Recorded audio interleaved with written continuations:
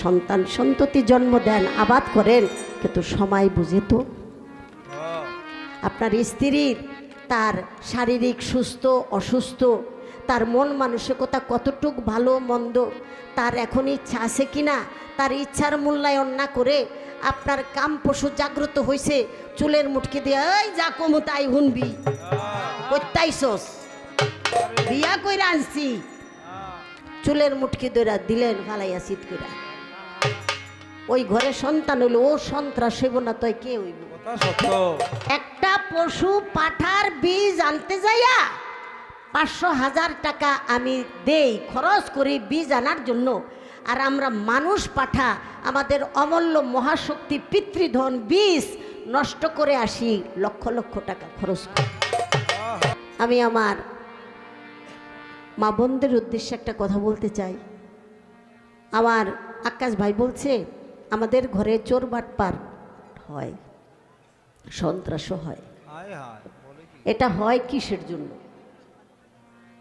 একবার একটু চোখ বন্ধ করে একটু ভাবনায় চলে যান, যে সন্তানটা চোর বাটপার হইল, সন্ত্রাস হইল, চরিত্রহীন হইল, তাকে জন্ম দেওয়ার আগে আপনার চরিত্রটা কি ছিল? ওই যে ও আজ এক হুজুর কইছিল যে কোনো ছেলে যদি, বড় ছেলে তার বাবার জন্য যদি দোয়া করে, তাহলে সেই দোয়াটা আল্লাহর দরবারে কবুল হয়। এক ছেলে বলছিল না যে হুজুর, আমি আমার বাবার বড় ছেলে, আমার বাবা 12 বছর বিছানায়, আমি প্রতিদিন বাবার জন্য দোয়া করি আল্লাহর দরবারে, কিন্তু কই আল্লাহ তো কবুল করে না।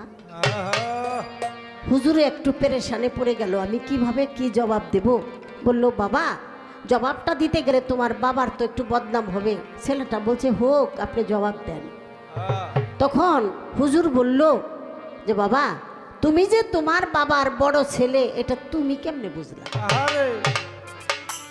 আমরা কি বলতে পারি আমরা যে বাবার বড় ছেলে?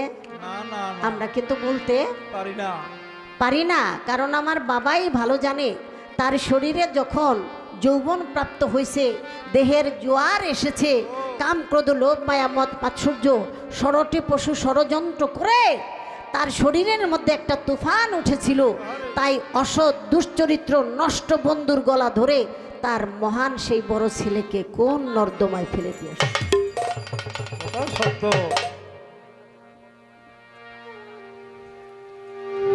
মেঘনা থানার বর্তমান মেম্বার, গাফফার মেম্বার